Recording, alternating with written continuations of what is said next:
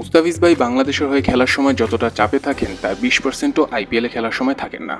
এই কথা আমার না, এই কথা ফিজের বন্ধু এবং জাতীয় দলের সতীর্থ শরীফুল ইসলামের কথা। তিনি বলেন, আইপিএলের প্রতি ম্যাচের পর আমার ফিজ ভাইয়ের সাথে কথা হয়, তার সাথে কথা বলে মনেই হয় না সে চাপে আছে বা চাপ অনুভব করছে, অথচ দেশের হয়ে খেলার সময় এটার উল্টো হয়। এতটাই চাপে থাকেন যা বলার মতো না।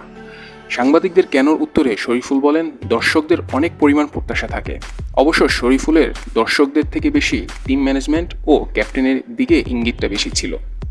তিনি বলেন, দর্শকদের প্রত্যাশা থাকাটা স্বাভাবিক এবং সমালোচনা করাটাও স্বাভাবিক, কিন্তু আশপাশের মানুষও যখন খারাপ খেলার পর চাপ দেওয়া শুরু করে, সমালোচনা করা শুরু করে, তখন ওই খেলোয়াড়ের জন্য ওই সময়টুকু কতটা কঠিন হয়ে দাঁড়ায় তা বোঝানো মুশকিল।